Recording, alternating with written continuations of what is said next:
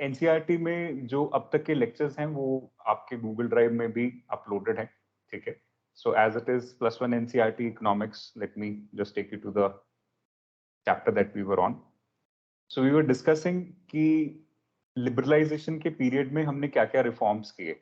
As it is pre liberalisation में India में बहुत सारे डिसइंसेंटिव्स टू बिजनेस थे. एक इंस्पेक्टर परमिट लाइसेंस राज था, अलग अलग तरह से बिजनेसेस को कंट्रोल करने की कोशिश होती थी.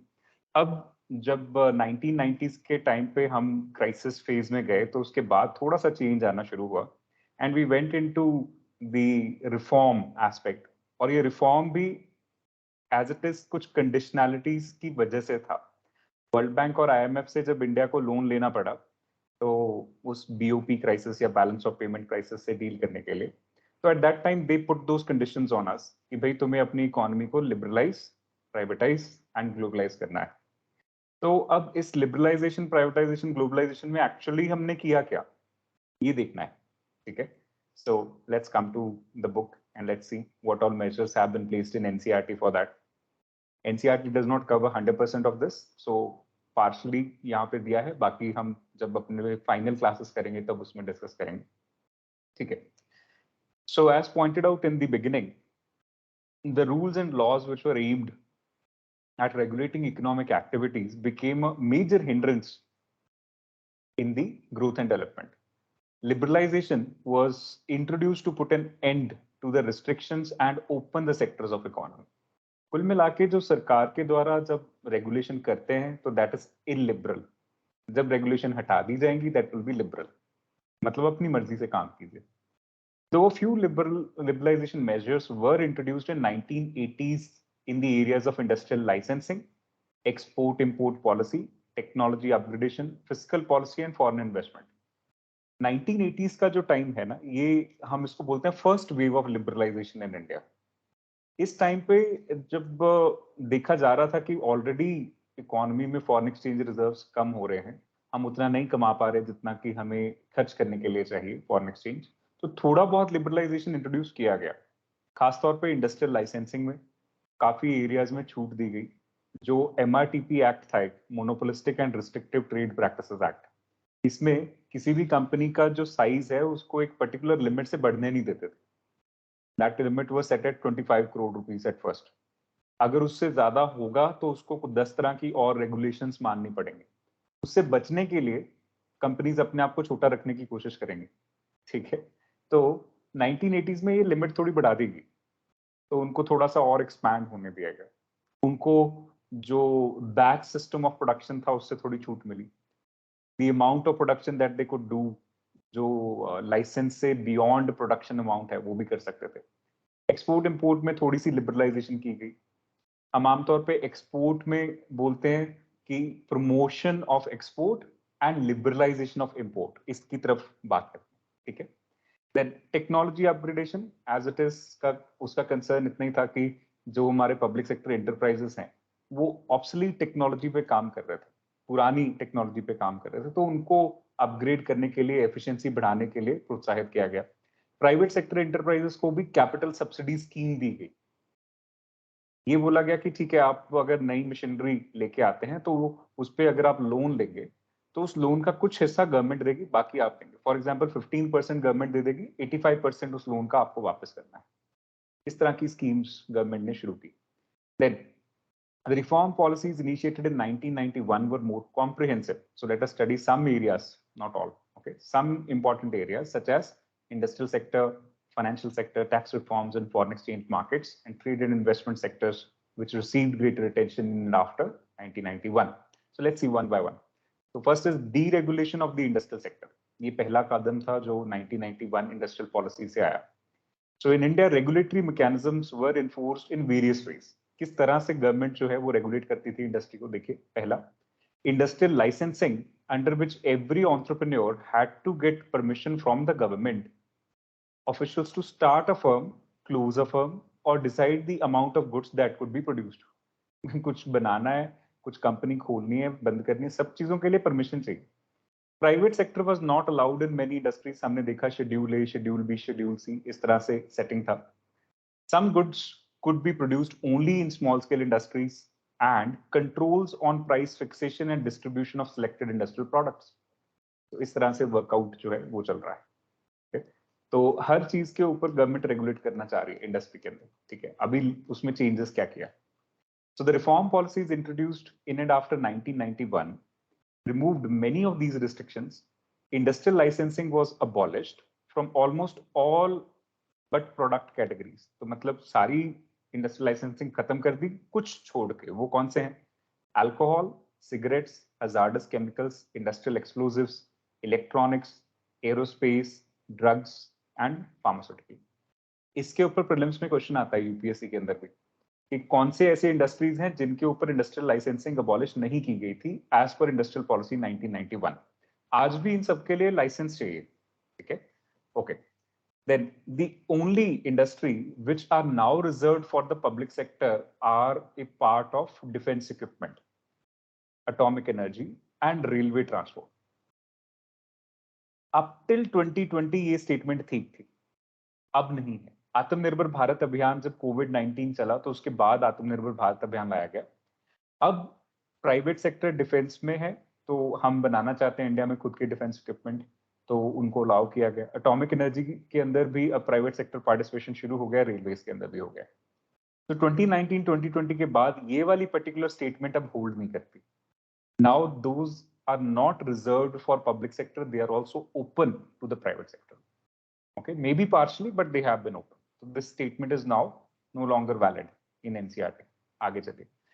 Many goods produced by small scale industries have now been de-reserved. जैसे हमने पहले बात की थी कि स्मॉल स्केल इंडस्ट्री के लिए बहुत सारी आइटम्स रिजर्व की गई थी प्रोडक्शन के लिए जो लार्ज स्केल नहीं बना सकते ताकि कंपटीशन से बचाया जा सके. लेकिन 2015 में आबिद हुसैन कमेटी की रिकमेंडेशन के बाद इन सबको अब हटा दिया गया. अब मेनी गुड्स की जगह all goods produced by small scale industries have been de-reserved. अब आपको ये स्टेटमेंट भी चेंज हो गई. ठीक है. In many industries, the market has been allowed to determine the prices. एक हमारे पास एक्ट है एसेंशियल कमोडिटीज एक्ट. तो उसके अधीन गवर्नमेंट जब कभी चाहे तो अलग अलग प्राइसेस का रेगुलेशन कर सकती है. जैसे एसेंशियल ड्रग्स या मेडिसिन हैं तो उनके प्राइसेस गवर्नमेंट रेगुलेट कर सकती है. फूड सप्लाई के प्राइसेस रेगुलेट कर सकती है. इसमें एक मैक्सिमम लिमिट लगा दी जाएगी कि भाई इससे महंगा तुम नहीं बेचोगे. In that case the basic concern is कि आम आदमी की सहूलत रहे. ठीक है, चलिए. Next is financial sector reform. तो फाइनेंशियल सेक्टर से आप क्या समझते हैं? फाइनेंशियल सिस्टम का एक बेसिक सा एस्पेक्ट है. जब भी ये वर्ड फाइनेंशियल सुनने को मिले तो उसका सिंपल सा मतलब है बोरोइंग एंड लेंडिंग. ठीक है, तो हमारे फाइनेंशियल सिस्टम में आप बोरोइंग और लेंडिंग किससे करते हैं? बैंक्स हैं हमारे पास, मनी लेंडर्स हैं, इसी तरह से हमारे पास कैपिटल मार्केट्स हैं, मनी मार्केट है ना.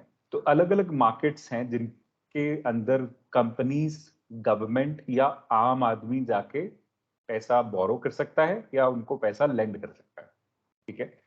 Now the intermittent interest is there always, चाहे बोरोइंग हो चाहे लेंडिंग हो, तो दोनों तरफ ये बात चलेगी. अब देखते हैं.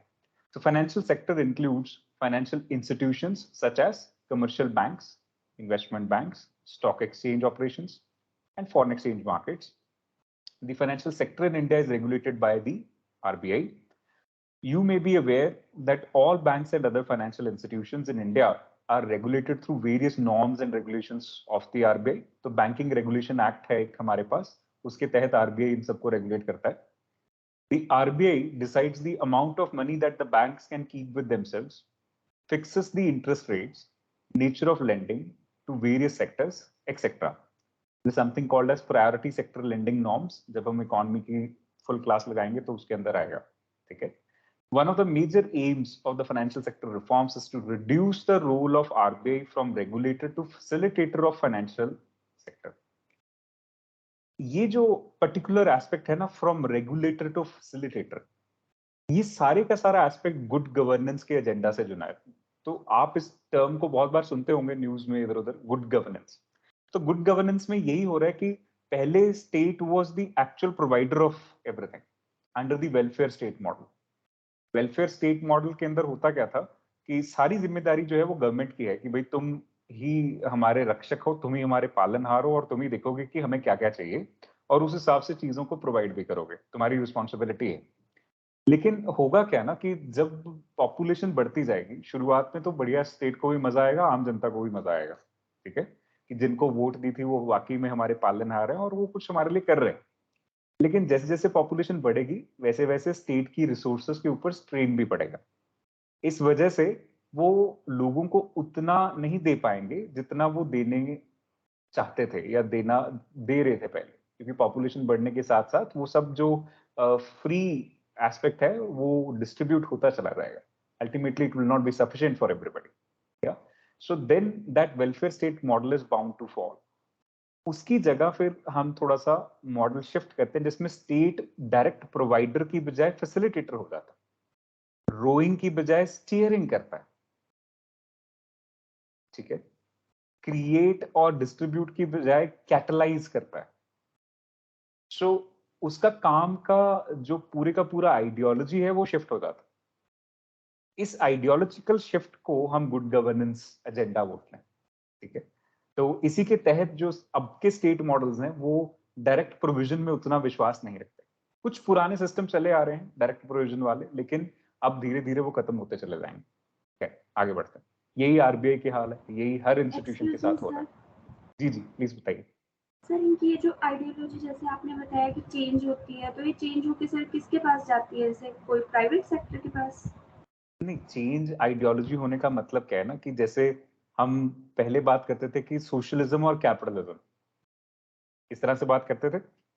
तो सोशलिज्म में क्या हो रहा था, एनसीईआरटी में ही आपने पढ़ा कि ज्यादातर हर चीज को स्टेट रेगुलेट कर रहा है, और कैपिटलिज्म में क्या हो रहा था कि ज्यादातर रेगुलेशन मार्केट के पास है या प्राइवेट सेक्टर के पास है। ठीक बात है। अभी जब स्टेट स्पॉन्सर्ड सारा कुछ चलेगा तो हम उसको वेलफेयरिज्म के साथ जोड़ते हैं। वेलफेयरिज्म का कंसर्न है कि state will provide the goods and services to the people, सीधे तौर पे, ठीक है। अब वो डायरेक्ट प्रोवाइडर का रोल जो है वो बड़ा मुश्किल है निभाना। जब तक तो आपकी जनसंख्या सीमित है, पॉपुलेशन कंट्रोल में है, तब तक तो ठीक है, चल जाएगा।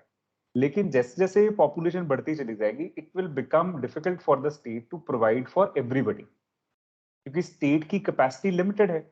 एक चीज तो ध्यान रखनी पड़ेगी ना, limited resources and limited capacity, ये एक कंस्ट्रेन क्रिएट करेंगी to be able to provide for everybody, ठीक है। इस वजह से स्टेट ने धीरे धीरे अपना रोल अब चेंज किया है। ये जो आप देख रहे हो ना कि प्राइवेटाइजेशन, लिबरलाइजेशन, इन सब के पीछे भी यही एजेंडा है। अगर आप पॉलिटिकल साइंस या पब्लिक एडमिनिस्ट्रेशन पढ़ेंगे, उसके अंदर भी आपको ये थ्योरेटिकल लेवल पे चेंज नजर आएगा। 1960s से लेके 1990s तक ये चेंज हुआ है। 1960s में ज्यादातर डेवलप्ड कंट्रीज में चेंज आया, 1990s में डेवलपिंग में भी आ गया। ये 30 इयर्स का जो ये टाइम गैप है, इसके अंदर ये ज्यादातर चेंज आया, क्योंकि जो वेलफेयरिज्म है उसका फेलियर नजर आना शुरू हो गया था by 1960s and so on. Late 1960s में दिखना शुरू हो गया था कि भाई स्टेट से अब ज्यादा कुछ नहीं हो पाएगा। इस वजह से दिस वाज रिक्वायर्ड, ठीक है। तो धीरे धीरे अब जो ओनस है that is shifting upon the market. State का अब रोल क्या हो गया, now it is following the agenda of good governance. Now, under this agenda of good governance, the state is no longer the direct provider, it is the facilitator. किसको facilitate करेगा? Market को provide करने के लिए। It is a catalyst. Catalyst कौन किसको बोलते हैं? जो रेट ऑफ फॉरवर्ड रिएक्शन को फैसिलिटेट करे, उसी को बोलते हैं, ठीक है। It provides direction, so it stairs rather than रो। तो किश्ती को चला नहीं रहा, किश्ती को सिर्फ डायरेक्शन दे रहा है कि भाई इस तरफ जाओ, ठीक है। तो अब उसका रोल चेंज हो गया स्टेट का। इस वजह से स्टेट भी सुखी और आम जनता भी सुखी, ठीक है। अभी स्टेट जब मैं बोलता हूं तो स्टेट के सारे इंस्टीट्यूशन भी इसी डायरेक्शन में जाएंगे, चाहे वो आरबीआई है, चाहे वो कोई भी इंस्टीट्यूशन है स्टेट का, it will also follow the same kind of direction. बात समझ आई? Yes sir. ऑलराइट, चलिए। आगे बढ़ते हैं। ये So this means that financial sector may be allowed to take decisions on many matters without consulting the RBI. RBI will just provide the direction. आप अपने हिसाब से चलो, ठीक है? The reform policies led to the establishment of private sector banks, Indian as well as foreign. एक समय था इंडिया में 1969 में प्राइवेट बैंक्स को नेशनलाइज किया गया था, 14 प्राइवेट बैंक्स को। लेटर ऑन 1980 में 6 और को पकड़ के नेशनलाइज कर दिया गया। मतलब किसी प्राइवेट कंपनी या प्राइवेट पर्सन का बैंक होगा और गवर्नमेंट बोलेगी I am taking this over from now onwards, आप अपने पैसे पकड़ो, बाहर जाओ। अभी रिवर्स ट्रेंड शुरू हुआ 1990s के बाद, उन्होंने बोला ठीक है इसको दोबारा से privatise. Now foreign investment limit in the banks was raised to 50%। कहने का मतलब बाहर की कंपनियां इंडिया में आके बैंक खोल सकती हैं और 50% तक पैसा उसमें लगा सकती हैं। उसका मतलब 50% डिसीजन मेकिंग भी उनके पास होगी। Those banks which fulfill certain conditions have been given freedom to set up new branches without the approval of the RBI and rationalize their existing branching network. तो कहने का मतलब बैंक अपनी ब्रांच खुद के लेवल पे खोल सकते हैं, हर बार आरबीआई से अप्रूवल लेने की जरूरत नहीं है ब्रांच खोलने के लिए। Though banks have been given permission to generate resources from India and abroad, certain managerial aspects have been retained with the RBI to safeguard the interest of the account holders of the nation. तो ठीक है, आप foreigners के account यहाँ खोल सकते हैं, हमारे इंडियंस बाहर के बैंकों में अकाउंट खोल सकते हैं, सब चल सकता है, लेकिन उसके लिए कुछ safeguards in place. So foreign institutional investors such as merchant banks, mutual funds and pension funds are now allowed to invest in India's financial market. ये 1992 से लेके 1994 तक ये सारे रिफॉर्म्स को इम्प्लीमेंट किया गया था। FDI, FII ये सब इंडिया में अलाउ किया गया। We'll understand that more in external sector जब हम इकोनॉमी के अंदर चैप्टर पढ़ेंगे। Then tax reforms. Now tax reforms are concerned with reforms in the government's taxation and public expenditure policies which are collectively known as fiscal policy. यहाँ पे बहुत crude definition है, थोड़ा सा इसको different तरीके से समझते हैं। ज्यादा tax reforms like I said class में पढ़ेंगे। अभी understand just one thing. Whenever you think of tax, what is this? This is basically something that government is going to charge from you because government is in a nature of providing you a service. Governance, that is. Okay. So tax के अंदर 4 चीजें हैं। एक है tax rate, एक है tax base, एक है tax administration और एक है tax rationality। ये 4 चीजें हैं। टैक्स रेट का सिंपल सा कंसर्न क्या है? कितना टैक्स भरा जाए, ज्यादा या कम, है ना? So how much should you tax? Tax base का मतलब है कौन टैक्स भर रहा है, who is paying the tax. Tax administration का मतलब है how the tax is being collected. Tax rationality का मतलब है why the tax is to be paid. तो जब भी टैक्स रिफॉर्म की बात होगी तो ये चारों एस्पेक्ट्स के ऊपर बात होगी। हम रेट को भी सुधारने की कोशिश करेंगे कि कम से कम एक सिस्टमैटिक रेट लगे। बहुत ज्यादा होगा तब भी लोग परेशान होंगे, बहुत कम होगा तो गवर्नमेंट परेशान होगी। बेस के अंदर हम चाहेंगे कि ज्यादा से ज्यादा लोग टैक्स भरे, बजाय इसके कि कम लोगों के ऊपर टैक्स का वजन आए या एक तरह से कह लीजिए बोझ आए। एडमिनिस्ट्रेशन का कंसर्न है एफिशिएंसी से, कि कलेक्शन में ही उतने पैसे कम ज्यादा खर्च ना हो जाएं।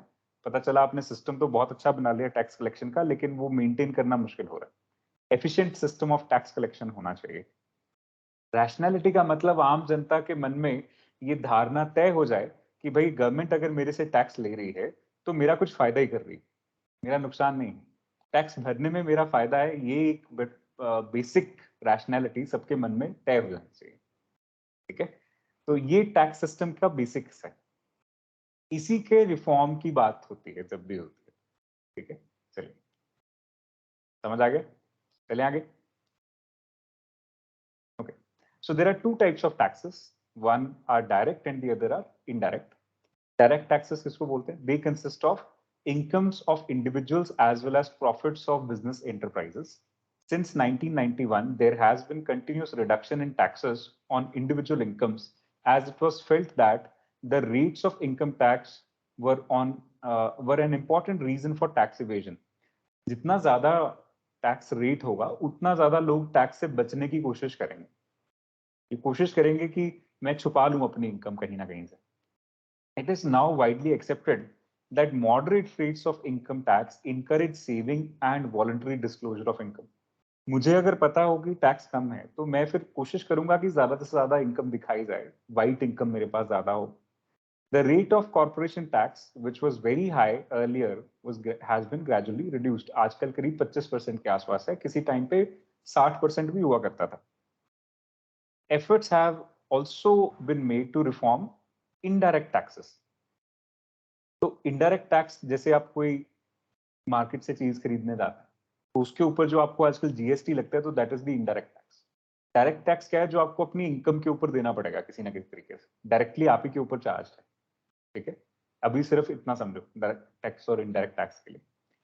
सो इन ऑर्डर टू सर ये कॉर्पोरेशन टैक्स क्या होता है? कॉर्पोरेशन टैक्स है जो कॉर्पोरेट या किसी कंपनी को पड़ेगा, उसको कॉर्पोरेशन टैक्स बोलते हैं. ठीक है, ओके सर. कोई भी कॉर्पोरेट एंटिटी जो टैक्स भरती है उसको बोलते हैं कॉर्पोरेशन टैक्स. ओके, चलिए आगे बढ़ते हैं. सो now you know what is direct tax and indirect tax. Yes sir. Okay, so in order to facilitate this establishment of a common national market for goods and commodities, another component of reforms in this area is simplification. तो tax simplification, simplification का वही मतलब है जो मैंने वहां पे आपको टैक्स एडमिनिस्ट्रेशन में लिखा है. Yeah so in order to encourage better compliance on the part of taxpayers, many procedures have been simplified and the rates have also been substantially lowered. Recently, the Parliament has passed a law called as the Goods and Services Tax Act 2016 to simplify and introduce a unified indirect tax system in India. This came into effect in July 2017, GST Act. This is expected to generate additional revenue for the government and reduce tax evasion and create one nation, one tax, one market. So indirect taxes में तो हमने GST regime लेके आए हैं और definitely अच्छा चल रहा है, लेकिन GST अभी recently बहुत अलग-अलग कारणों से news में भी रहा है, तो we'll look into that in detail later. Okay. Then looking at foreign exchange reforms. So the first important reform in the external sector was made in the foreign exchange market. 1991, as an immediate measure to resolve balance of payment crisis, the rupee was devalued against the foreign currencies. कहने का मतलब dollar या euro के मुकाबले रुपए की value कम की गई.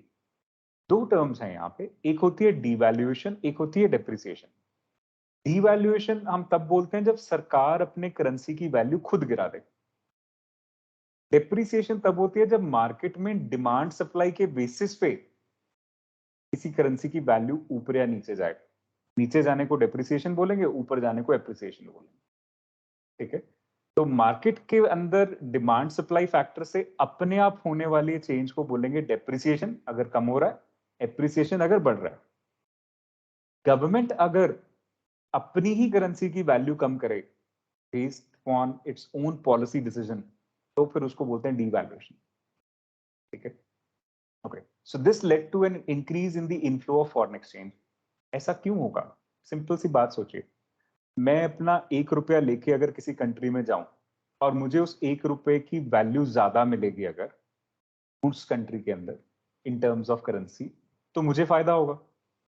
ऐसे ही अगर कोई इंडिया में अपनी करेंसी लेके आए, डॉलर, यूरो, व्हाटएवर, और उनको ज्यादा फायदा हो करेंसी के टर्म्स में, तो वो यहाँ आके खुश रहेंगे, वो अपना बिजनेस यहाँ लेके आएंगे, वो यहाँ से चीजें खरीदना चाहेंगे. तो इससे हमारा इंपोर्ट एक्सपोर्ट भी प्रमोट होगा और हमारी इन्वेस्टमेंट भी प्रमोट होगी. फर्ज कीजिए अगर $1 इज इक्वल टू 1 रुपी, तो कोई बंदा अगर यूएस छोड़ के इंडिया में इन्वेस्ट करने आ रहा है तो उसको फायदा क्या है? कुछ भी नहीं. तो फिर तो वो अपने घर पे ही इन्वेस्ट कर ले. If $1 is equal to 100 rupees, अब उसको यहाँ इंडिया आके वाकई में फायदा हो रहा है, चाहे वो इन्वेस्टमेंट कर रहा है, चाहे वो यहाँ से कुछ खरीद रहा है, क्योंकि उसके करेंसी की वैल्यू इंडिया में ज्यादा है कंपैरेटिवली. ठीक है, everything is here on the basis of comparison. Okay, चलिए.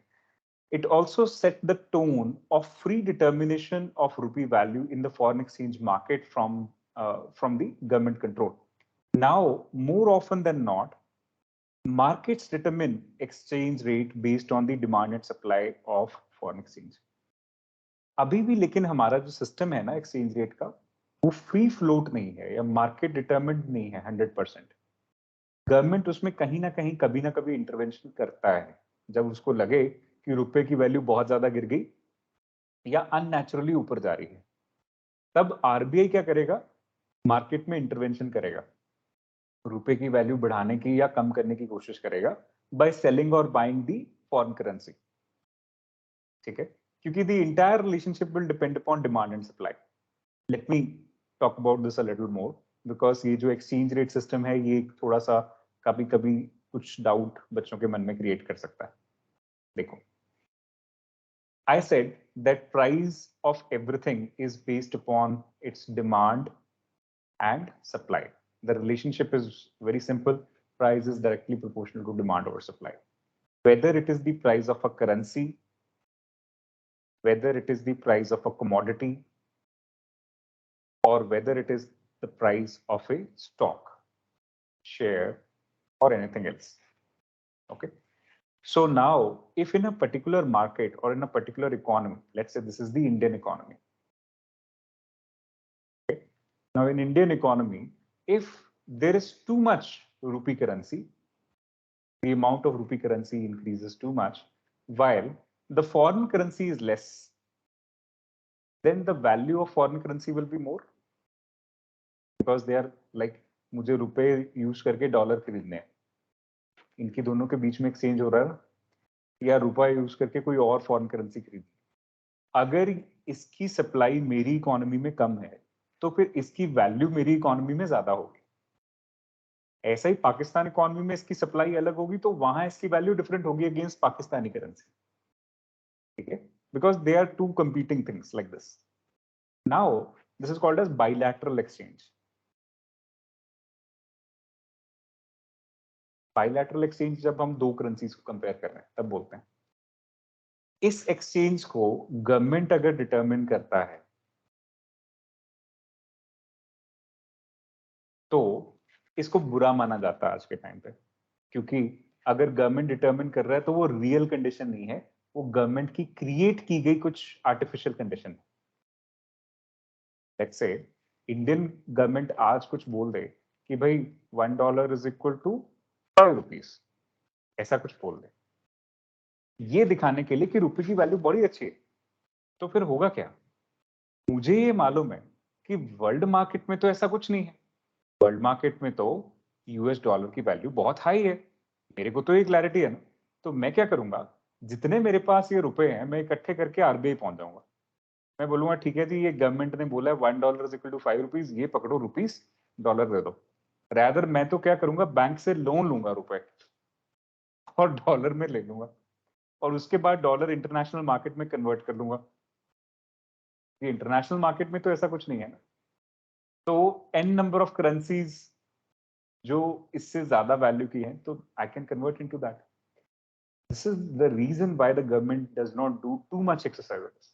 And when can the government say this और when can the RBI say this, जब उसके पास डॉलर्स के रिजर्व बहुत अच्छे हों, अभी ऐसा बोल सकता है ना. उसके पास कैपेबिलिटी तो होनी चाहिए ना अपने वादे पे खड़े रहने की, कि ₹5 की वैल्यू मैं $1 दूंगा आपको. इसका मतलब भी तो यही हुआ. So that's the concern. When the government determines currency or exchange rate, then the government has to provide it also. It is to be responsible for that. इस वजह से गवर्नमेंट को कम करके ज्यादा फायदा है, बढ़ाने की बजाय. बढ़ा के तो वो फिर अपने सिर पे मुसीबत लेने वाली बात. ठीक है, अच्छा. अब दूसरा है मार्केट डिटरमिनेंट.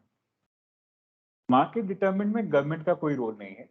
मार्केट के अंदर देयर आर करेंसी एक्सचेंज, तो आप बार्गेनिंग और नेगोशिएशन के बेसिस पे वैल्यू डिटरमिन करते हैं. बहुत ज्यादा ऊपर नीचे तो नहीं होता, जैसे सब्जी खरीदने जाते हो वैसे करेंसी खरीदने जा सकते हो. ठीक है, तो वहां पे जाइए और बोले कि ठीक है जी, मेरे को इतने डॉलर चाहिए, इतने रुपए मैं लेके आया हूँ, बताओ कितना दोगे. तो बंदा जो बोलेगा आप उससे थोड़ा अप या थोड़ा डाउन नेगोशिएट कर सकते हैं. दैट्स द कंसर्न है. So that is market determined. अभी इसको बोलते हैं फ्री फ्लोट एक्सचेंज रेट और इसको बोलते हैं managed float. Managed float government manage कर रही है. इन दोनों का अगर कॉम्बिनेशन हो तो that is called dirty float. तो इंडिया में जो एक्चुअल में एग्जिस्ट करता है that's called dirty float. Time to time government does interfere in the price correction if it feels की करेंसी बहुत नीचे जा रहा है या बहुत ऊपर जा रहा है at that point of time. Otherwise ठीक चलता रहता. क्लियर हो गया? Hello hello. Any Yes, sir. Doubts? No, sir. Okay चलिए वापस आते हैं.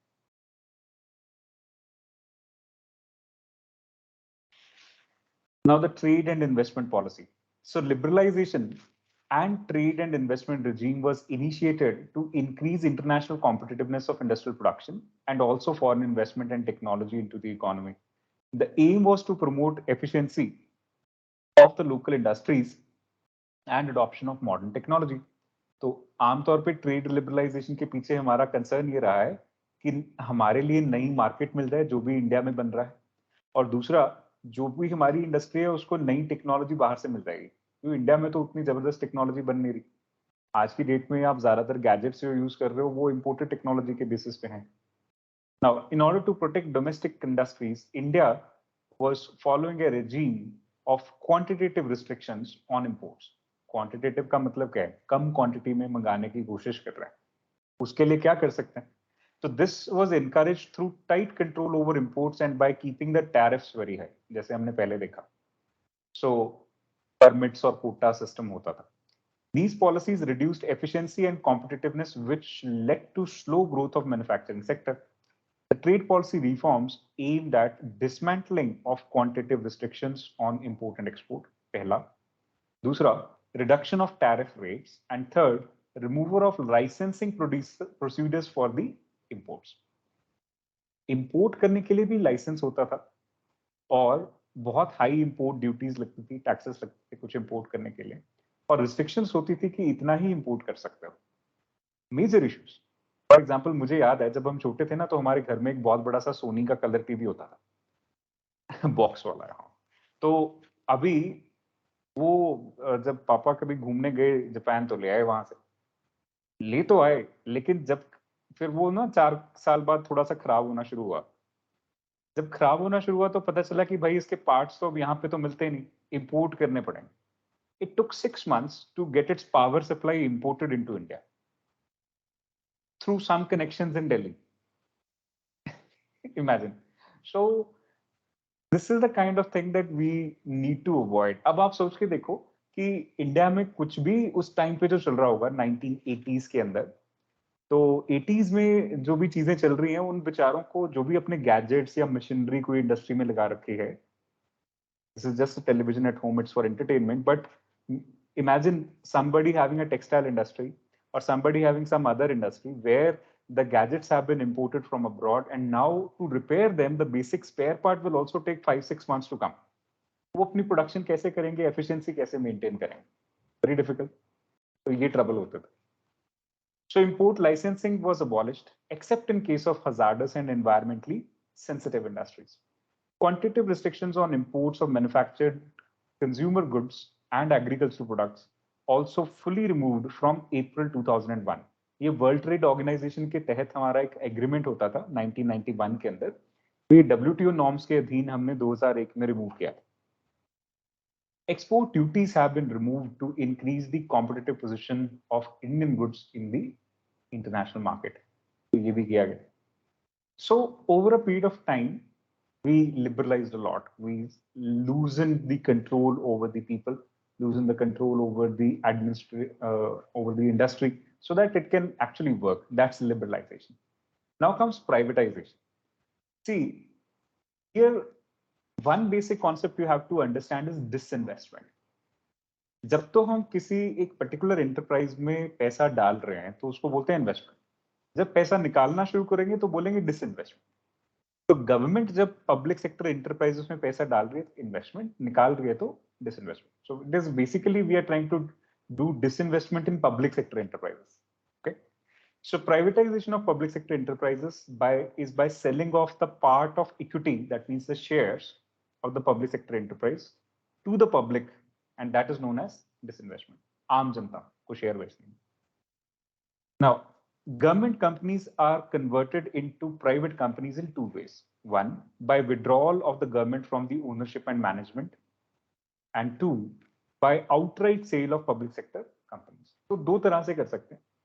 फर्ज कीजिए, अगर मैं किसी गवर्नमेंट कंपनी के 51% शेयर्स किसी प्राइवेट सेक्टर या आम जनता को बेच दूं.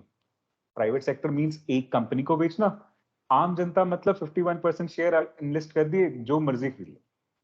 तो क्या होगा, 49% के साथ अब गवर्नमेंट जो है वो मेन मैनेजमेंट करती रहेगी, पर बहुत सारी इन्वेस्टमेंट उनके पास आ जाएगी. अगर एक कंपनी को दूंगा तो मैनेजमेंट राइट्स उस कंपनी के पास चले जाएंगे, क्योंकि वो 51% majority share holder single partner है. ठीक है. दूसरा है आउटराइट सेल. जैसे अभी इंडियन एयरलाइंस को टाटा सन्स को बेच दिया गया. That's an outright sale of a government company to private sector. तो कुछ मैनेजमेंट रिटेन नहीं किया, कुछ नहीं किया. It's like this. So this is the situation through which privatization is being done. Essentially, it is a way of government moving out of providing goods and services directly to the people. जैसे हमने पहले बात की. Yeah, it is now to catalyze, it's to steer, it's to enable and not do. So the purpose of sale according to the government was mainly, क्यों किया गया है, to improve financial discipline and facilitate modernization. It was also envisaged that private capital and managerial capabilities could be effectively utilized to improve the performance of PSUs. आमतौर पे सरकारी नौकरी लग जाने के बाद काम करने की मोटिवेशन थोड़ी सी कम होती नजर आती थी पब्लिक सेक्टर एंटरप्राइजेस में. मैं आईएएस की बात नहीं कर रहा हूँ.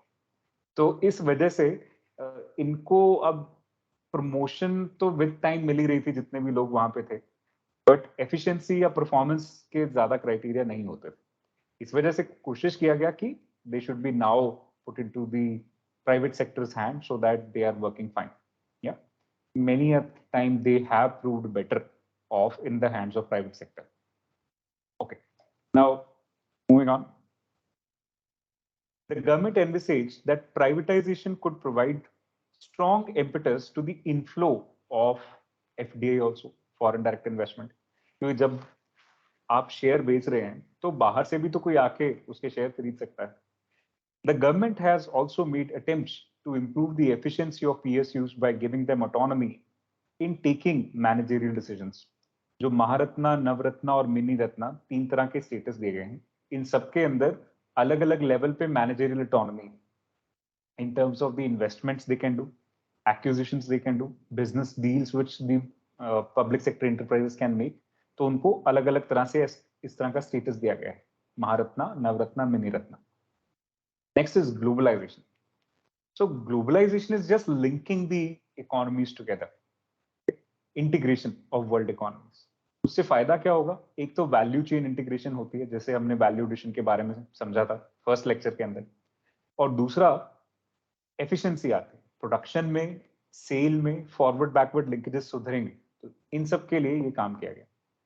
So it involves creation of network and activities transcending economies and social and geographical boundaries. Globalization attempts to establish borderless world. Yeah, so links in such a way that the happenings in India can be influenced by the events happening miles away. It is turning the world into one whole or creating a borderless world. ये जो artificial boundaries state to state create की गई हैं at a political level, एक identity के साथ तो जुड़ी हुई हैं definitely, but at the same time ये limitations भी create करती हैं. अगर एक कंट्री दूसरे के रिसोर्स यूज करके कुछ बेटर क्रिएट कर पा रहा है तो क्यों नहीं ऐसा करना चाहिए.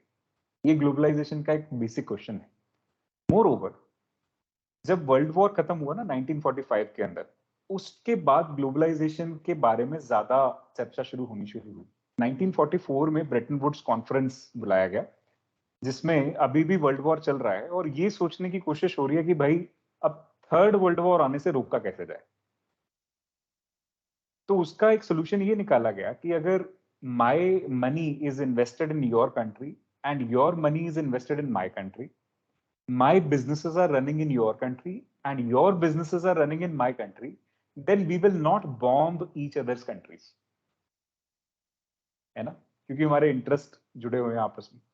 तो इकोनॉमिक इंटरेस्ट अलाइन किए गए, इसीलिए वर्ल्ड बैंक, आईएमएफ, ये सब डिजाइन किया गया उस टाइम पे। ब्रेटन वुड कॉन्फ्रेंस के बाद ही ये दोनों इंस्टीट्यूशन क्रिएट हुए और पूरे का पूरा वर्ल्ड फाइनेंशियल सिस्टम जोड़ा गया आपस में। फिर धीरे धीरे जब ग्रोथ नजर आई तो फिर वर्ल्ड ट्रेड ऑर्गेनाइजेशन क्रिएट किया गया 1995 में। उससे पहले एक एग्रीमेंट एग्जिस्ट करता था, that was general agreement on trade and tariffs, ये 1948 में आया। इसी को रिप्लेस करने के लिए बाद में डब्ल्यूटीओ बनाया गया 1995 में, उसी का एक रिफॉर्म समझ लीजिए। तो इन दोनों के तहत हमने एसेंशियली ग्लोबलाइजेशन शुरू कर दी थी। डेवलप्ड कंट्रीज में ये ग्लोबलाइजेशन 1948 से शुरू हो गया। डेवलपिंग कंट्रीज बेचारे धीरे धीरे अब इंग्लिश जो या किसी भी तरह की जो मोनार्की थी उसके ग्रिप से निकल रहे थे। और जैसे हमारे देश को 1947 में आज़ादी मिली, ऐसे धीरे धीरे करके जिनको आज़ादी मिली वो तो बेचारे थोड़ा सा डरते थे ग्लोबलाइजेशन से, तो उन्होंने ये बैंड वैगन थोड़ा लेट ज्वाइन किया। 1990s में ज्यादा कंट्रीज आगे आए ग्लोबलाइजेशन को लेके। So we were also there in the 1990s only, and 1995 is the time when we joined World Trade Organization also. ऐसा नहीं है कि हमने GATT का पार्ट हम नहीं थे, we were there in GATT also, but we were always limited in terms of our exposure in import-export. Yeah, but after the coming of WTO, we were full throttle into the globalization. But again, आज आप जब ऐसी बात सुनते हो ना कि हम 20-25 साल पीछे हैं, तो उसका एक कारण ये भी है। ठीक है, ओके, चलिए आगे बढ़ते हैं। Outsourcing. So this is one of the important outcomes of the globalization process. In outsourcing, companies hire regular services from external sources, mostly from other countries, which was previously provided internally or from within the country. For example, legal advice, computer services, advertisement, security, and so many others. For example, आज बहुत सारी Indian companies Google को use करके advertise करते हैं अपने आप को. So it is like outsourcing only. So बहुत सारी फॉरेन कंपनीज जो हैं वो इंडिया में टेलीकम्युनिकेशन सेंटर या कॉलिंग सेंटर्स जो हैं वो क्रिएट करते हैं, तो वो भी एक तरह की आउटसोर्सिंग है। Then as a form of economic activity, outsourcing has intensified in recent times because of the growth of fast modes of communication, particularly with the growth of IT. For example, you have heard of business process outsourcing, BPO. And similarly, there is something called as KPO, knowledge process outsourcing. Okay, so all that is done. Then, with the help of modern telecommunication links, including internet, text, visual data, and so on, the services are digitized and transmitted in real time over the continents and national boundaries. You already know this. Most multinational corporations and even small companies are outsourcing their services to India, where that can be revealed at a cheaper cost for reasonable degree of soft skills and accuracy. तो ultimately आपको telecommunication के लिए या call centre services provide करने के लिए कोई बहुत ज्यादा हाई स्किल नहीं चाहिए। तो you should have product knowledge and you should be able to communicate, that's that it will do. ठीक है ना, फॉर एग्जांपल अब मैं जिससे कैमरा खरीदा, अगर मैं उनको फोन करके पूछूं कॉल सेंटर वालों से, cannon, so then somebody will be there in the other end, he should know about the camera and he should be able to resolve my query, that's what I want, and he should or she should be able to talk to me. इतना ही चाहिए। तो बस कोई बहुत ज्यादा उसके पास technical engineering degree होना जरूरी नहीं है, इतने में काम होता है। So that's what is being done.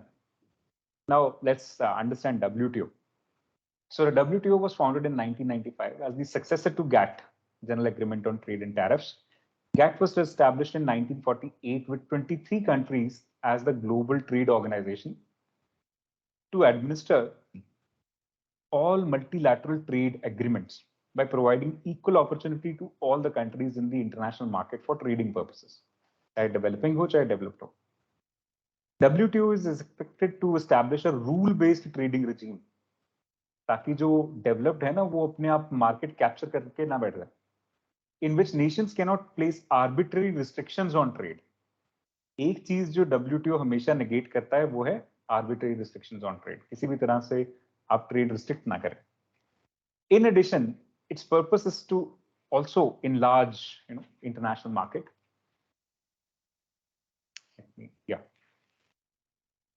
Production and trade of services.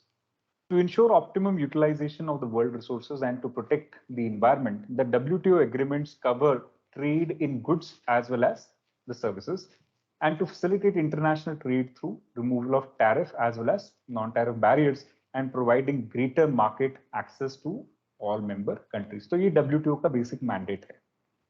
An important member of WTO, India has been in the forefront of framing the fair global rules, regulations, and safeguards, and advocating the interest of the developing world. तो हम gate में भी member थे, हम WTO में member, और हम हमेशा डेवलपिंग कंट्री के हित में मुद्दे रखते हैं वहां पे जाके. Okay?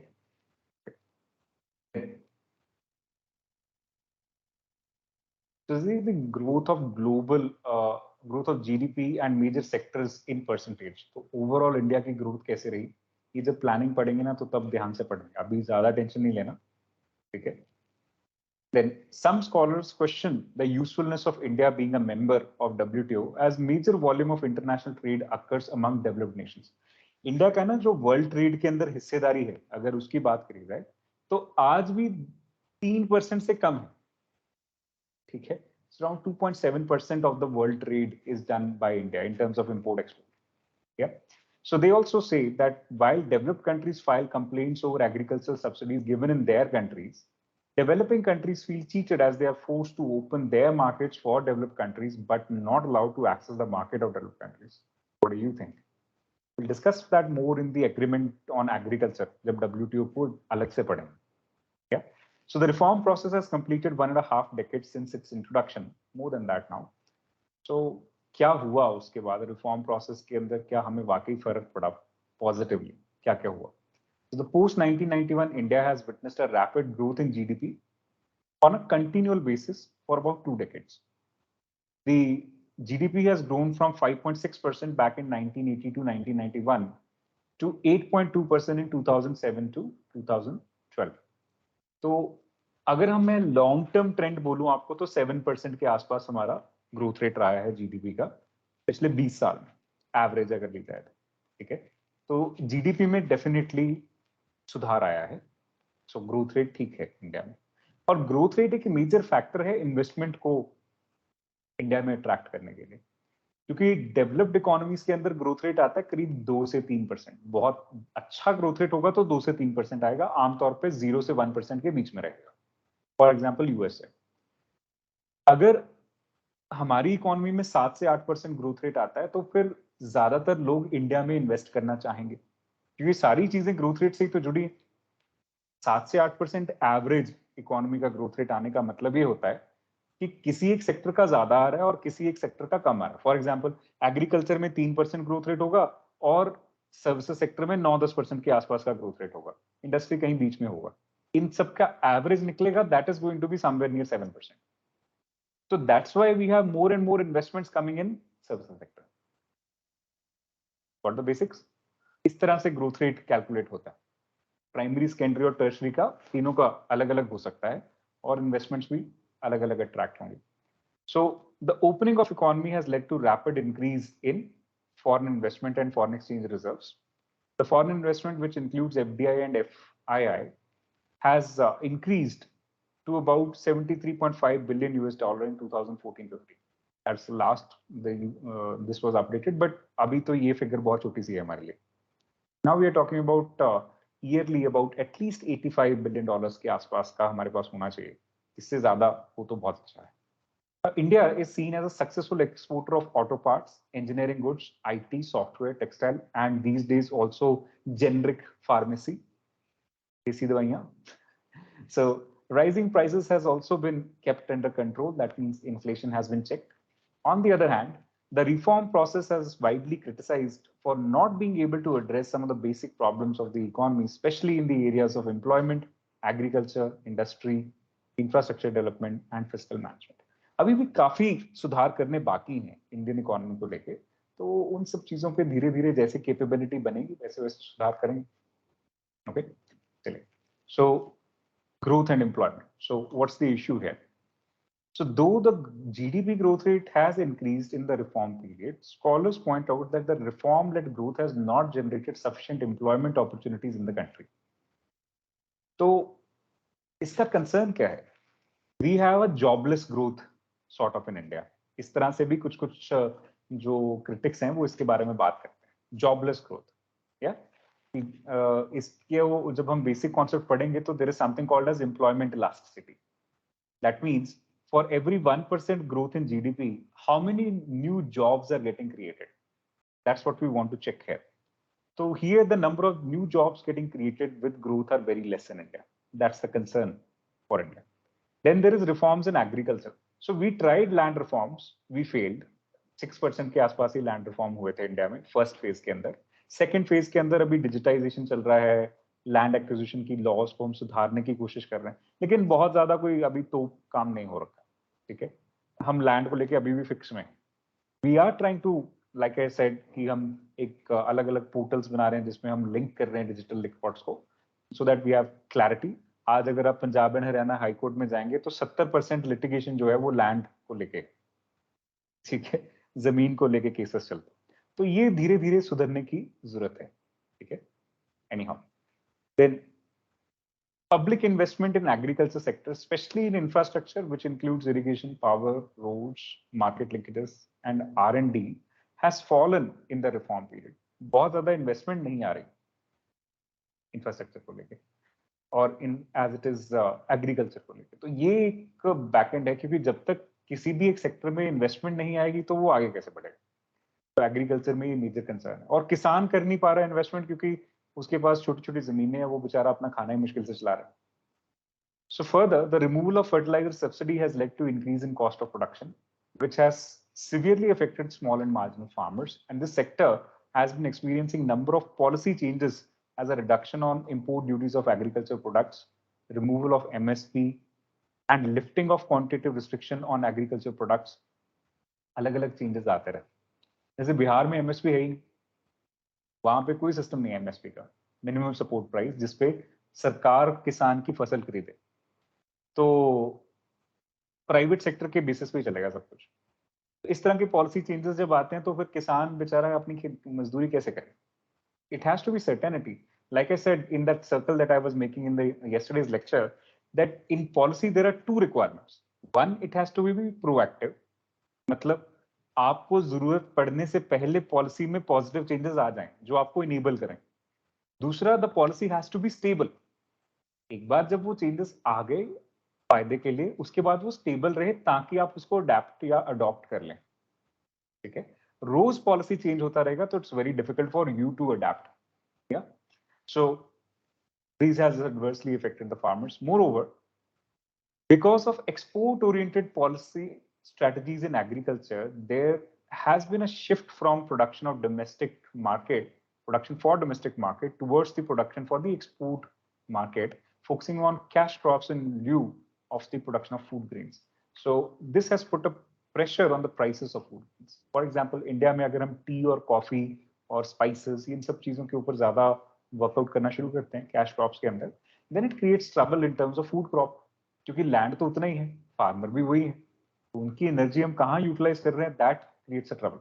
इसलिए बोलते हैं ना, economy is a science of scarcity. So within these scarce resources, you have to make your choices very carefully. कि मुझे क्या करना है और क्या नहीं. ठीक है. Then reforms in industry. Now industrial growth has recorded a slowdown.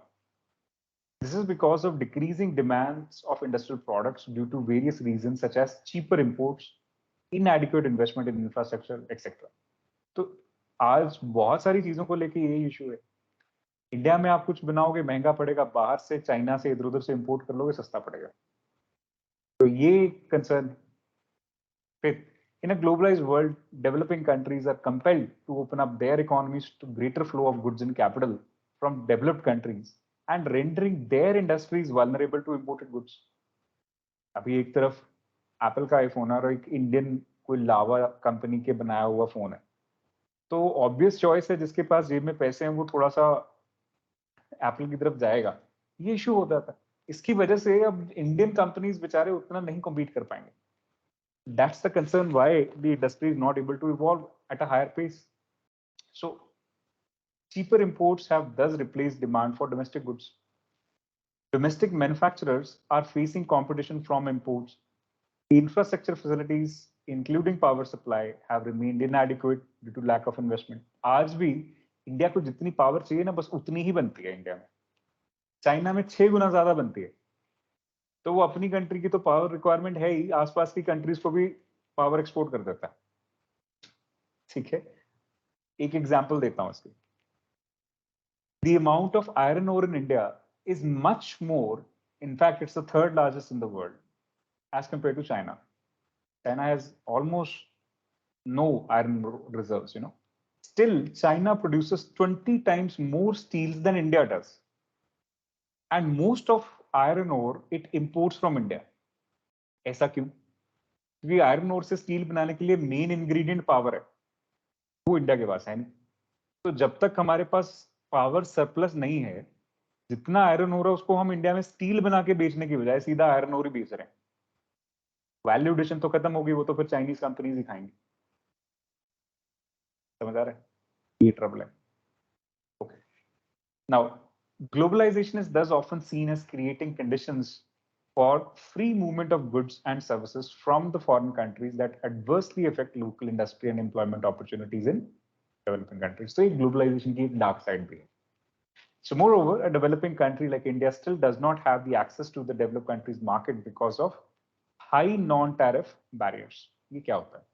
For example, although all quota restrictions on export of textiles and clothing have been removed in India, USA has not removed their quota restrictions in import of textiles from India and China. हमने तो कर दिया remove, लेकिन दूसरी countries ने नहीं किया, developed ने.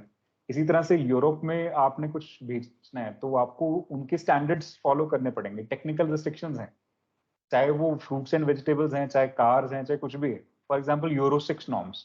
So if your automobiles are not having Euro 6 norms in terms of emission, you will not be able to export your automobiles to Europe. इस तरह के वो technical barriers to trade भी create कर देते हैं. These are high non-tariff barriers. Okay. Then disinvestment. So every year the government fixes a target for disinvestment in public sector enterprises. कभी 1 लाख करोड़, कभी 80,000 करोड़, इस तरह से. इससे बेसिकली उनको बजट में पैसा खर्च करने के लिए मिल जाता है. So लेकिन क्या ये सही है कि पब्लिक सेक्टर एंटरप्राइजेस जो प्रॉफिट मेकिंग भी है वो भी बेच दिए जाए? और उस केस में जो गवर्नमेंट ऑफिसर्स हैं उनका क्या होगा? ये थोड़ा सा एक सेंसिबल क्वेश्चन क्रिएट करता है. लेकिन आमतौर पे एक ये भी धारणा है कि जब कोई चीज प्रॉफिट मेकिंग होता है तो उसको बेचना भी उतना ही आसान. जब वो लॉस मेकिंग हुआ, जैसे इंडियन एयरलाइन है, तो उसको नुकसान में ही बेचोगे, और ज्यादा नुकसान खाओगे, और बेचना भी मुश्किल होगा, है ना. That was also seen. So ये दोनों के बीच में बैलेंस क्रिएट करना बहुत जरूरी है. Then reforms and fiscal policies. So let's see. Fiscal policy means budget linked policy, government का एक्सपेंडिचर और रेवेन्यू के साथ related. So economic reforms have placed limits on growth of public expenditure, especially in social sector. The tax reduction in reform period aimed at yielding larger revenue and curb tax evasion. So they have not resulted in increase in tax revenue for the government. Also, the reform policies involving tariff reduction have curtailed the scope for raising revenue through custom duties. In order to attract foreign investments, tax incentives were provided to foreign investors, which further reduced the scope of raising tax revenue. This has a negative impact on development and welfare expenditure. तो सरकार के पास जब तक tax revenue नहीं है, तब तक वो डेवलपमेंटल एक्सपेंडिचर कहाँ से करेगा? ये एक ट्रबल हो गया. लेकिन टैक्स रिफॉर्म के चलते अब हो क्या रहा है इंडिया में कि पहले तो टैक्सेस बहुत ज्यादा थे हर चीज के ऊपर, अब हम उनको धीरे धीरे कम ही कर रहे हैं. अब कम करते टैक्सेस के सिचुएशन के अंदर या तो आप टैक्स बेस बढ़ाएंगे, ठीक है भाई, कम टैक्स लेंगे लेकिन ज्यादा लोगों से लेंगे, तब जाके आपके टैक्सेस उतने ही आते रहेंगे, रेवेन्यू आएगा. या फिर आप कलेक्शन एफिशिएंसी पे ध्यान दें कि सिस्टम ही ऐसा बन जाए कि आपको खर्च नहीं हो रहा ज्यादा टैक्स कलेक्शन में और पैसे बच रहे हैं. किसी ना किसी तरीके से तो रेवेन्यू ऑगमेंट करना पड़ेगा टैक्सेस के बेसिस. तो ये कंसर्न है मेजर कि वेलफेयर का अभी तक एजेंडा छूट नहीं रहा. ये इंडिया में हम कहते हैं ना कि सरकार की भी तो कोई जिम्मेदारी है, तो वो सरकार अपनी जिम्मेदारी कैसे निभाएगी जब उसके पास पैसे नहीं होंगे? तो ये कंसर्न है. ठीक है. Now, conclusion. The process of globalization through liberalization and privatization policies has produced positive as well as negative results, both for India and other countries. दोनों तरफ है, pros and cons भी. Some scholars argue that globalization should be seen as an opportunity in terms of greater access to global markets, high technology, increased possibility of large industries for developing countries to become important players in the international arena. But there are always pros and cons. Yeah. So that's what is going on in this LPG. On the contrary, critics argue that globalization is a strategy of the developed countries to expand their markets in other countries. The rising middle class India में है, तो अगर वो अपनी चीजें यहाँ लेके आएंगे तो बढ़िया बिकेंगे. उधर तो राइज हो रखी, जितने जो खरीदना था खरीद ले. ठीक है. Then, viewed in the Indian context, some studies have stated that crisis that erupted in the early 1990s was basically an outcome of the deep-rooted inequalities in Indian society, and the economic reform policies initiated by the government as a response to the crisis with the externally advised policy package further aggravated the inequalities. मतलब जो गरीब अमीर में फर्क है वो बढ़ रहा है with time, with these globalization agendas. It has increased the income and quality of consumption of only high income groups. पहले ज्यादा कमा रहे थे, वो और ज्यादा कमा रहे. And the growth has been concentrated only in some select areas in service sector, such as telecommunication, information technology, finance, entertainment, travel, hospitality, services, real estate, and trade. इनको हम fire services बोलते हैं. FIRE. Real estate, trade, finance, information technology, and so on, rather than vital sectors such as agriculture and industry, which provides livelihood to millions of poor people in the country. तो ज्यादातर growth services sector में हुई है, और वो भी services के कुछ सेक्टर्स में हुई है, सारे सर्विसेज सेक्टर में नहीं हुई. इस वजह से India is also on a tipping balance kind of a point, और कुछ लोगों के बढ़िया तरक्की हो रही है लेकिन ज्यादातर लोगों की नहीं हो रही. इसीलिए inclusive growth has been lagging. Inclusive growth का एजेंडा हम देखेंगे इंडिया में 11th 5-year प्लान पे जाके आता है. तब तक तो चल रहा है, 2007 तक कोई इसके बारे में बॉदरेशन नहीं. 2007 के बाद इंक्लूसिव ग्रोथ के ऊपर ज्यादा स्ट्रेस लिया गया.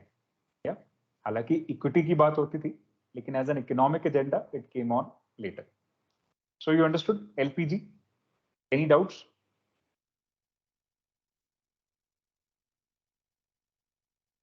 Okay, good. So now the next chapters are related to poverty and unemployment. Okay. So in these chapters, the main concern is first to understand who is poor. ठीक है.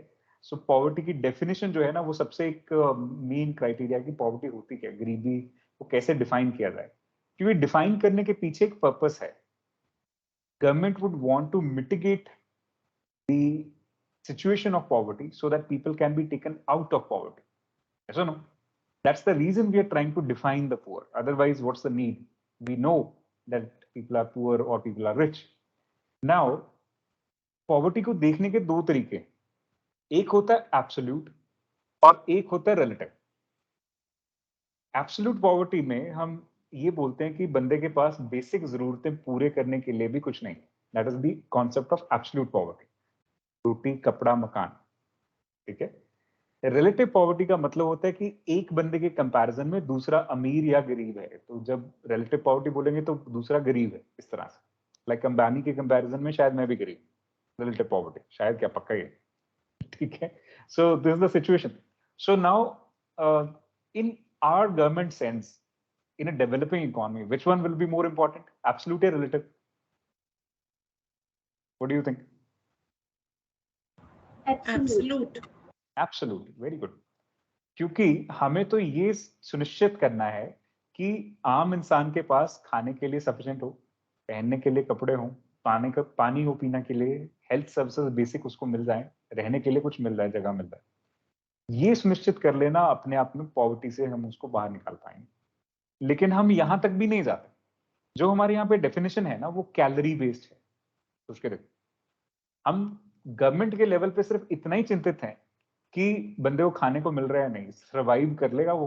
That's the basic concern. Rural और urban poverty को define करने के लिए एक simple calorie norm create किया गया. 2100 calories per person per day in urban areas and 2400 calories per person per day in rural areas. अगर इससे ज्यादा कंज्यूम कर रहे हो तो फिर पुअर नहीं हो, इससे कम कंज्यूम कर रहे हो तो पुअर हो। तो हमारी पॉवर्टी लाइन कैलोरी नॉर्म पे डिफाइंड है, और इन कैलोरीज को कंज्यूम करने के लिए जो भी आपको खरीदना पड़ेगा, जिस पे पैसे खर्च होंगे, वो आपका एक पॉवर्टी लाइन डिफाइन कर देगा। वो एक इनकम क्राइटेरिया जो उस पर्टिकुलर कंजम्पशन को करने के लिए चाहिए, that will define something called as poverty line. जो लोग इससे नीचे होंगे पॉवर्टी लाइन से, उस इनकम क्राइटेरिया से, तो they are called poverty ratio और पॉवर्टी हेड काउंट रेशियो, गरीबी रेखा से नीचे। ठीक है, तो जो इससे ऊपर है तो यार अबव पॉवर्टी लाइन। तो हमारे यहाँ पे एक नोबेल प्राइज विनिंग इकोनॉमिस्ट हैं अमर्त्य सेन, उन्होंने एक कॉन्सेप्ट दिया, और जिस कॉन्सेप्ट की वजह से उनको नोबेल प्राइज मिला वो ये था कि you should not consider poverty line, you should consider the distance from poverty line. ये तो ठीक है कि ये बंदा गरीबी रेखा से नीचे है या गरीबी रेखा से ऊपर है, लेकिन कितना नीचे है ऊपर है वो ज्यादा मैटर करना चाहिए, बजाय इसके कि ये गरीबी रेखा एक बेसिक सा कॉन्सेप्ट आप लाइन मार के चल पड़ो। क्योंकि होगा क्या, let's say if if poverty line is 1000 rupees, then somebody is earning 10 rupees and somebody is earning 999 rupees. You should give more to the person who is earning 10 rupees. You should be able to distinguish and provide accordingly, because government की duty तो क्या है, Antyodaya and Sarvodaya. Gandhian principle यही बोलते हैं। Antyodaya means unto the last, poorest of the poor, that should be helped. Yeah, sarvodaya means all should be helped. So Antyodaya is something that you have to focus upon here in case of poverty. So let's see what is the aspect here that NCERT talks about. So poverty is not only a challenge in India, and it's more than 1/5 of the world's poor live in India alone, but also for the world, where about 300 million people are not able to meet their basic needs. Poverty has many faces, which has been changing from place to place and across time, and has been described in many ways. Most often, poverty is a situation that people want to escape. So, poverty is a call to action for the poor and the wealthy alike, a call to change the world so that many more may have enough to eat, adequate shelter, access to education and health, protection from violence, and voice in what happens in their communities. That's what we want to do for people. Now, who are the poor? So, आपको अलग अलग जगह पे जब घर से बाहर निकलोगे तो बड़े सारे लोग अपने आप से कंपेयर करोगे तो पता चल जाएगा कि पुअर कौन है। क्या सो हमें यहाँ से पढ़ के कुछ खास फर्क नहीं पड़ेगा। तो poor people face various kinds of issues. One of the major thing is unstable employment. Poverty और अनएम्प्लॉयमेंट ये दोनों ट्विन इवल्स हैं और आमतौर पे को एग्जिस्ट करते हैं। अगर आपके पास अच्छी जॉब आ गई तो पॉवर्टी खत्म, ठीक बात है ना, very simple. If you're able to earn sufficiently, there is no concept or concern for poverty then. So majorly what we are to be concerned about is employment generation. Yeah. So this is the main concern here. कि जो लोग unskilled, unorganized work में होंगे, uncertain work conditions suffer करेंगे, उन्हीं को poverty से भी majorly जूझना पड़ेगा. So now I'm not going into the description which they have created because there is nothing material here. They're just trying to give you stories about the poor in NCERT over here. Nothing material will come out of this. Okay. Then how are poor identified? This is something that we have to be concerned with. Let's see. So in pre-independent India, Dadabhai Naoroji was the first to discuss the concept of poverty line. So इन्होंने drain of wealth theory भी दिया, history के अंदर हम पढ़ेंगे. Then he used the menu for a prisoner and used appropriate prevailing prices to arrive at what is called as jail cost of living. Jail cost of living क्या है कि आपको अगर सरकार जेल में डाल देती है तो सरकार को कितना खर्च आता है आपको वहां रखने के लिए. However, only adults stay in jail, whereas in actual society there are children too. He therefore appropriately adjusted this cost of living to arrive at the poverty line. तो उनके हिसाब से तो back in the day क्या निकला? So The weighted average of the consumption of three segments gives the average poverty line, which comes to be 3/4 of the adult jail cost of living. तो आम बच्चे के लिए उन्होंने बोला 3/4 of adult jail cost of living आम बच्चे के लिए खर्च. So in pre-independent India, there have been several attempts to work out a mechanism to identify the number of poor in the country. For instance, in the 1962, a planning commission formed a study group. So in 1979, another body called as Task Force for Projection of Minimum Needs and Effective Consumption Demand was formed.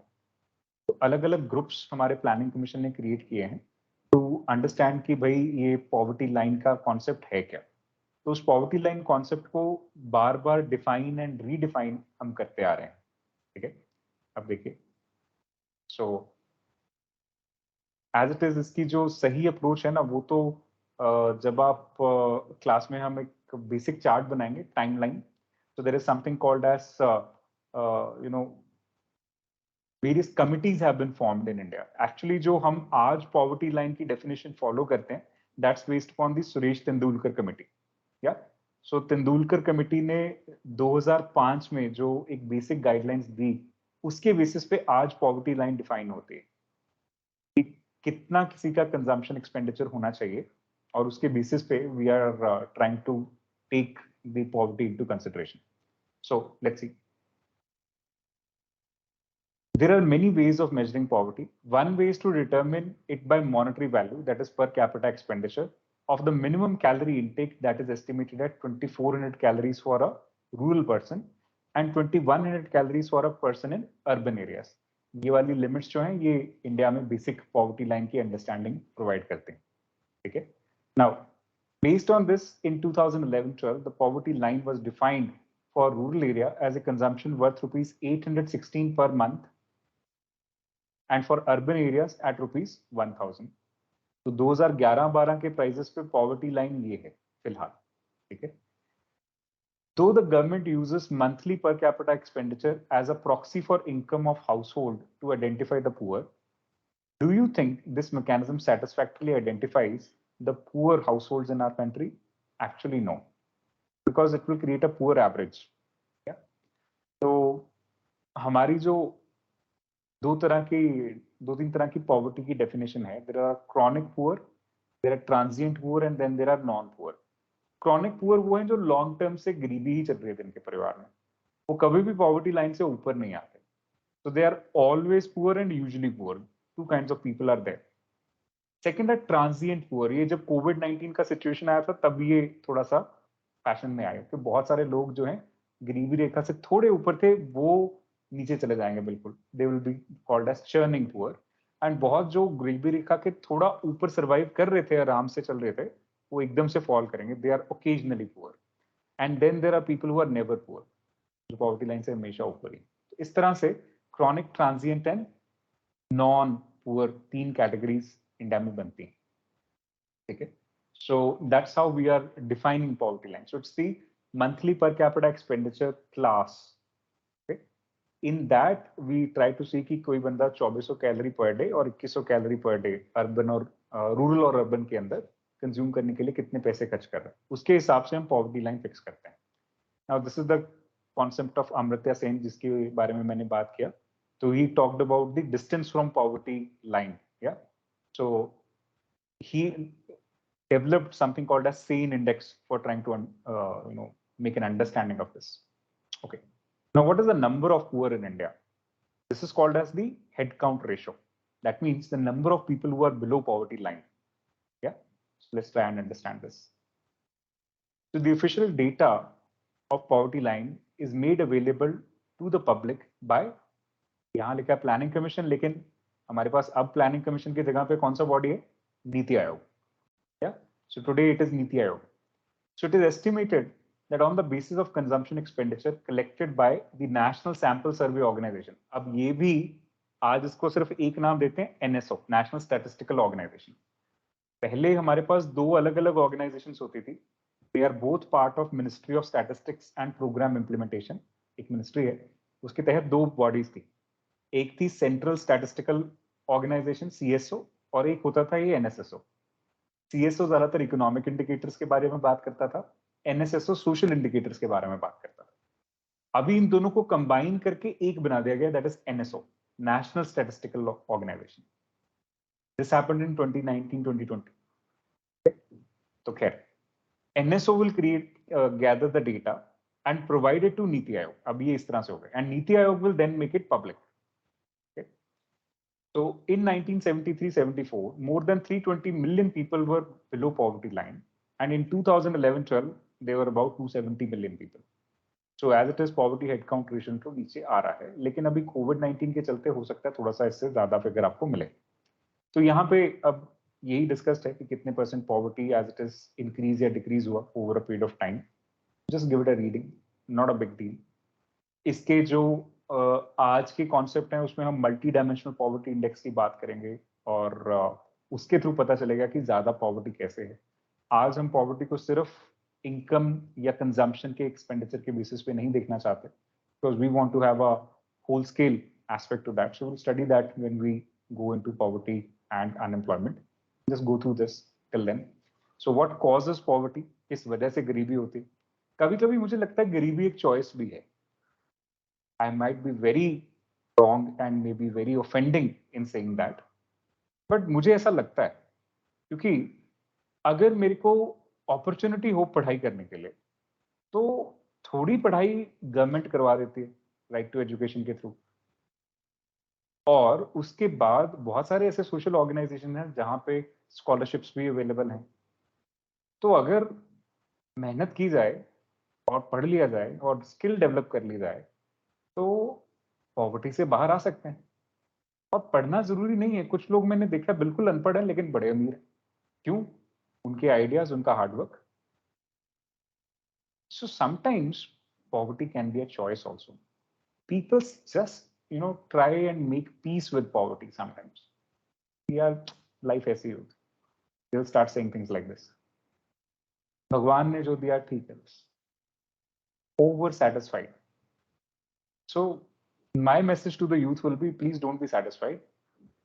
Not for yourself, but for your country, you should become rich. Yeah, because if you become rich, you will start employing people who are not able to get the ideas for themselves. So it's not simply about education. It's not simply about skill. It's about your ideas. It's being you committed to your ideas and you doing hard work.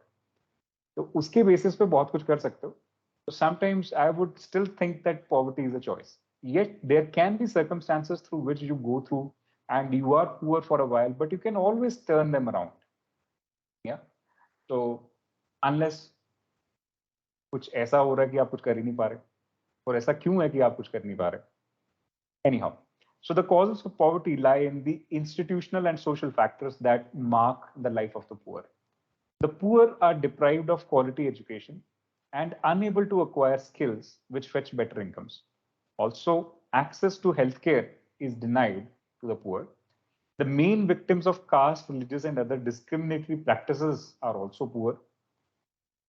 These can be caused as a result of social, economic, political inequality, social exclusion, unemployment, indebtedness, unequal distribution of wealth, and so many other factors.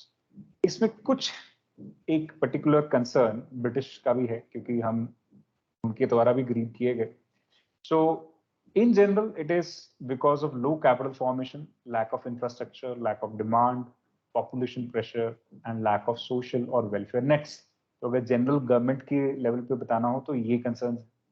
So undoubtedly the British rule also created a lot of poverty in India. Drain of wealth happened. Over 70% of Indians were engaged in agriculture throughout the British Raj period, and zamindari, mahalwari, ryotwari system के through इनको oppress किया गया government के द्वारा, तो वो भी एक कारण है।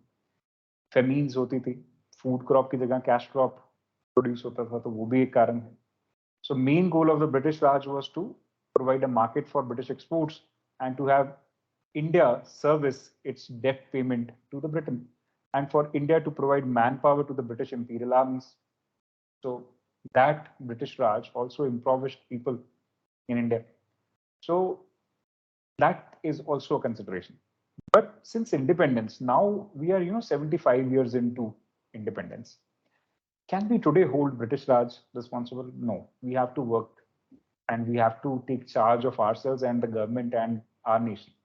So the government has attempted to redistribute land reforms, labor reforms, tax reforms, industrial reforms. 100 तरह के reforms चल रहे हैं. There are ways to create better livelihoods, but it is for the people to come forward and take them up. Whether it is a small marginal farmer, unless he is going to increase his skills, adapt, respond to the market change, growth कैसे होगा? तो वो उनको करना पड़ेगा धीरे धीरे धीरे धीरे. That change is coming as the next generation takes that step forward. तो यहाँ पे भी एनसीईआरटी में यही बेसिक डिस्कशन. ठीक है. तो अल्टीमेटली गवर्नमेंट के लेवल पे किस पे फोकस हो रहा है? स्किल डेवलपमेंट के ऊपर. तो वो एक यहाँ पे कंसर्न क्रिएट किया गया कि लेबर जो है कैजुअल है, तो उसको जैसे जैसे ज्यादा स्किल डेवलपमेंट होगा, एम्प्लॉयमेंट अपॉर्चुनिटीज बढ़ेंगी, वैसे वैसे इंप्रूवमेंट आएगी. पॉवर्टी के थ्रू निजात पाने का ये तरीका एक है. So go through this, have a reading. Okay. So what are the policies and programs towards poverty alleviation? So this is a thing that provides the holistic, aspect. ये means में भी एक आंसर आपको लिखने को मिल सकता है. So discuss the recent policies and program initiatives taken up by the government for poverty alleviation. ज्यादा फोकस उसमें recent पे होगा. NCERT सिर्फ एक बैकग्राउंड प्रोवाइड करे. तो poverty alleviation प्रोग्राम में दो तरह से अप्रोच की जाती है. एक तो है कैपेबिलिटी और एक है हेल्प. कैपेबिलिटी में इंडिविजुअल की कैपेबिलिटी सुधारनी है, स्किल डेवलपमेंट करना है, ठीक है, एजुकेशन देना है, हेल्थ देना है, उसके लिए इंफ्रास्ट्रक्चर क्रिएट करना है, उसके लिए जॉब्स क्रिएट करनी है. That's the capabilities approach. Then there is a help approach, जहां पे हम उसको राशन पब्लिक डिस्ट्रीब्यूशन सिस्टम के थ्रू देने की कोशिश कर रहे हैं, हाउसिंग उसको प्रोवाइड करने की कोशिश कर रहे हैं लो कॉस्ट थ्रू प्रधानमंत्री आवास योजना, उसको मनरेगा के थ्रू अनस्किल्ड वर्क ऑफर कर रहे हैं फ्रॉम टाइम टू टाइम. तो इस तरह की चीजें जो है ये एक तरह से हेल्पफुल इनिशिएटिव्स हैं जो रिलीफ दे सकते हैं टेम्परेरी लेवल पे. जो डेवलपमेंट दे सकते हैं वो कैपेबिलिटी अप्रोच है. तो दोनों के ऊपर गवर्नमेंट काम कर रही है. ठीक है. तो उसको थोड़ा सा और समझेंगे जब कॉन्टेक्स्ट में जाएंगे. तो अभी के लिए you just give this a reading, nothing much here. या सो अलग अलग तरह के गवर्नमेंट के 5 ईयर प्लान्स के थ्रू जो जो योजनाएं लेके आए उन्हीं की एक्सप्लेनेशन है. So that's that. लेकिन इनका अब उतना ज्यादा एस्पेक्ट आपके काम नहीं आएगा. ठीक है. Give this one reading and leave. Then poverty alleviation programme, इनका क्रिटिकल असेसमेंट क्या है? So efforts of poverty alleviation have borne fruit in that for the first time since independence the percentage of absolute poor in some states is now well below the national average. For example Punjab में ना rural poverty कम है और urban poverty ज्यादा है. तो ये कैसे हो पाया? क्योंकि पंजाब में ग्रीन रेवोल्यूशन स्टेट था, एग्रीकल्चर को बहुत आगे लेके गए. तो उस वजह से बहुत सारे जो रूरल एरियाज में नेशनल एवरेज देखोगे रूरल पॉवर्टी ज्यादा है. तो पंजाब में क्यों? क्योंकि ग्रीन रेवोल्यूशन की वजह से, एग्रीकल्चर स्टेट होने की वजह से किसान आगे बढ़ गए. सो though the policy towards poverty alleviation has evolved in a progressive manner, over the last 5.5 decades, it's not undergone any radical transformation. अभी भी वही दो अप्रोच चल रही हैं जो मैंने बताया. ठीक है. So scholars, while assessing these programs, state 3 major areas of concern which prevent their successful implementation. First, due to unequal distribution of land and other assets, the benefits for direct poverty alleviation programs have been appropriated by non-poor. तो गरीबी योजना का फायदा जो है वो non poor ज्यादा ले रहे हैं. Compare to the magnitude of the poverty, the amount of resources जो उसके लिए एलोकेट की गई हैं टू एलिविएट पॉवर्टी वो कम है, गरीबी देश में ज्यादा है. तो amount of resources allocated to the program is not sufficient. Moreover, these programs depend mainly on the government and bank officials for their implementation. अभी तो डायरेक्ट बेनिफिट ट्रांसफर हो गया, आपके खाते में डायरेक्ट पैसे आते हैं, लेकिन फिर भी करप्शन है, थोड़ा सा एलीट बायस है, तो ये इश्यूज चलते हैं. So there is also non-participation of local level institutions in the program implementation. Panchayat का बहुत ज्यादा या म्यूनिसिपैलिटीज का बहुत ज्यादा उसमें पार्टिसिपेशन अभी भी नहीं है. Government policies have also failed to address the vast majority of vulnerable people who are living on or just above the poverty line. So it is also reveals that high growth alone is not sufficient to reduce poverty. Trickle down हमेशा नहीं होगा। Trickle down का मतलब गरीब जो है वो अपने आप अमीर जो है वो अपने आप गरीब को हेल्प कर देगा, ऐसा कुछ जल्दी होने वाला है नहीं। So without active participation of the poor, successful implementation of any program is not possible. सरकार लाख स्कीम्स चलाती रहे, आप पीडीएस के लिए राशन कार्ड बनवा ही नहीं रहे, तो आपके तक वो पहुंचेगा कैसे benefit? Poverty can effectively be eradicated only when the poor start contributing to the growth by their active involvement in the growth process. Actual में तो बात चॉइस की आ गई ना, you are poor by choice. जब तक आप चूज नहीं करते कि आपको अपना अस्तित्व चेंज करना है, तब तक कुछ नहीं होने वाला। So this is possible through a process of social mobilization, encouraging people, poor people to participate and get them empowered. So this will also help to create employment opportunities, which may lead to increase in level of income, skill development, health, and literacy. So long-term evolution तो तभी होगा जब लोग खुद आगे आएंगे, ठीक है? So that's the overall aspect here in poverty alleviation, ठीक है? और ये सस्टेनेबल डेवलपमेंट गोल्स का भी पार्ट है, poverty alleviation. No poverty is what we want to achieve by 2030. So let's hope that we are able to achieve this. So that's it for the chapter on poverty. Do go through it. ये आपका एक perspective create करता है और एक कारण भी देता है कि क्यों आपको आईएएस बन के कुछ अच्छे काम करने हैं देश के लिए, ठीक है? क्योंकि अभी भी इंडिया में बहुत सारे ऐसे लोग हैं जो दिन में एक बार खाना खा पाते हैं, 1 square meal a day. So you need to work for them also. Yeah.